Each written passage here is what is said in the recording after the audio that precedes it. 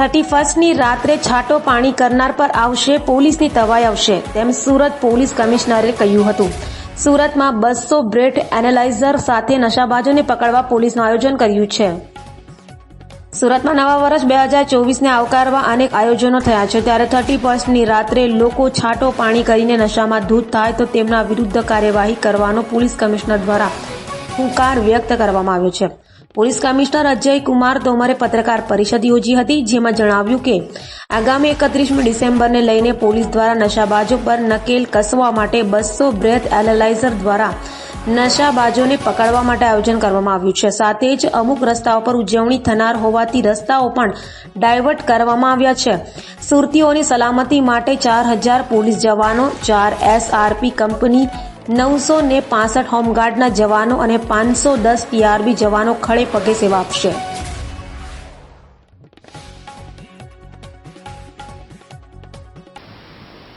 સમસ્ત વિશ્વની જેમ હવે 2 દિવસ પછી નવા વર્ષના સ્વાગતની ઉજવણી સુરતમાં પણ નાગરિકો કરશે. દર વર્ષની જેમ એક પરંપરા છે, મોટી સંખ્યામાં લોકો જાહેર સ્થળો ઉપર આવે છે, વાહનો લઈને પણ નીકળે છે, પરિવાર સાથે પણ નીકળે છે અને આ ગીર્દી, આ ઉજવણીના માહોલના ગેરલાભ કેટલાક તત્વો લેતા હોય છે. આ વર્ષે પોલીસ દ્વારા સવિશેષ અનેક વ્યવસ્થાઓ એવી ગોઠવવામાં આવી છે જેથી લોકો ઉજવણી તો કરે પરંતુ કાયદાની મર્યાદામાં રહીને કરે, બીજાના માટે અગવડ ઊભી ના કરે એવી રીતે કરે. સાથે સાથે પોલીસ દ્વારા જે વ્યવસ્થાઓ ગોઠવવામાં આવી છે નાગરિકોની સુખાકારી માટે, એની પાલના પણ કરે, આના મુજબ વર્તન કરે. ખાસ કરીને ઉજવણી કરવામાં યુવાન પેઢીમાંથી ઘણા બધા લોકો ડ્રગ્સ અને દારૂનો સેવન કરવામાં ઉજવણી છે એવું માનતા હોય છે.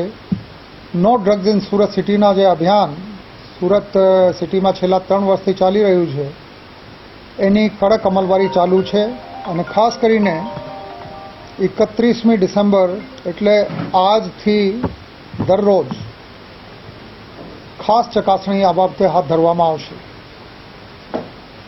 અમારી પાસે 200 કરતાં વધારે બ્રેથેલાઇઝર્સ છે, એટલે કોઈએ દારૂ પીધેલી છે કેમ એની ડિટેક્શન આ ઉપકરણની મદદથી થઈ શકે, એના પણ મહત્તમ ઉપયોગ કરવામાં આવશે. જેમ મેં વાત કરી કે જાહેર સ્થળો ઉપર જે લોકપ્રિય જગ્યાઓ છે, ગમતી જગ્યાઓ છે, ત્યાં લોકો મોટી સંખ્યામાં ભેગા થતા હોય છે, તો ક્રાઉડ કંટ્રોલ માટે જનમેદની વ્યવસ્થિત રીતે એકબીજાને નડે નહીં અને ટ્રાફિકની વ્યવસ્થા સુચારુ રહે એટલા માટે જાહેરનામા પણ બહાર પાડવામાં આવ્યા છે. કેટલીક જગ્યાએ ટ્રાફિક ડાયવર્ઝન પણ રાખવામાં આવશે અને આના માટે અગમચેતીના ભાગરૂપે પોલીસ દ્વારા વ્યવસ્થા કરવામાં આવી છે, જેથી લોકોને પહેલાંથી ખબર પડી જાય કે કઈ જગ્યાએથી ટ્રાફિક ડાયવર્ઝન રાખવામાં આવ્યા છે. આ તમામ તૈયારીઓના ભાગરૂપે પોલીસ દ્વારા ગઈકાલે કેટલાક વિસ્તારોમાં કોમ્બિંગ કરવામાં આવી હતી, જેમાં સિનિયર અધિકારીઓ પણ હતા અને ખૂબ પ્રભાવી કામગીરી આ કોમ્બિંગ, વાહન ચેકિંગ અને બીજી ચેકિંગ મારફતે કરવામાં આવી છે. ખાસ કરીને પ્રોહિબિશનના બુટલેગરો, પ્રોહિની પ્રવૃત્તિ સાથે સંકળાયેલ ઇસમોની ખાસ ચકાસણી અત્યારે ચાલુ છે અને છેલ્લા 6 દિવસમાં 700થી વધારે કેસો થયા છે, જેમાં પીધેલાના 381 કેસ છે અને બાકી કેસ દેશી દારૂ અને વિદેશી દારૂના છે.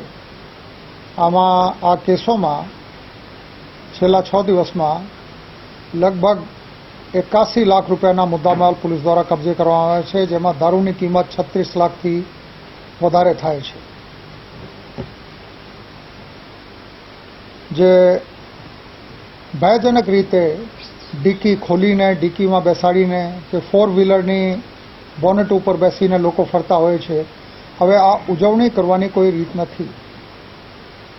આ કાયદાની વિરુદ્ધની બાબત પણ છે અને કોઈના માટે પણ ભયજનક પણ છે અને બહુ ખરાબ આના લીધે દ્રશ્યો ઊભા થાય છે. પોલીસ 100% પ્રયાસ કરશે કે આ પ્રકારની તક કોઈને મળે નહીં અને આપના માધ્યમો થકી હું બધાને રિક્વેસ્ટ પણ કરું છું કે આ બાબતે શિસ્તની જાળવણી તમારા પોતાના ભલામાં છે.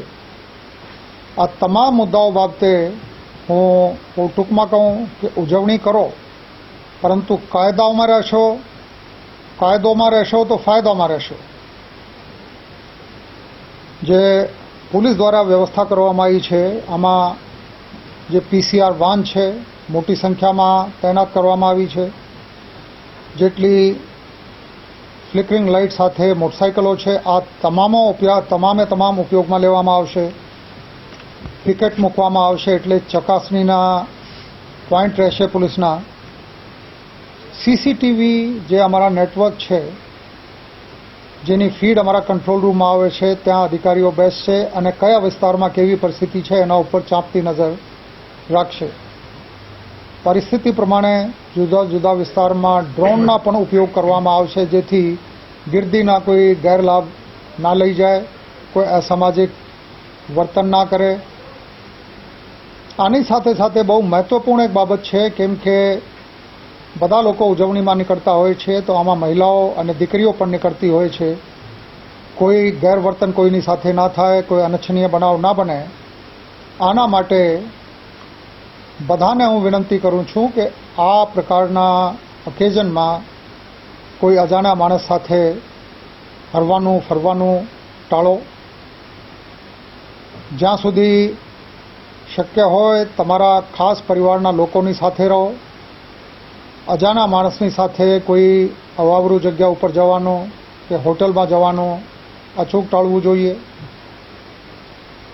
જે ડ્રંકન ડ્રાઇવિંગ છે એની બાબતે અમારા અભિયાન પૂરજોરથી ચાલુ છે.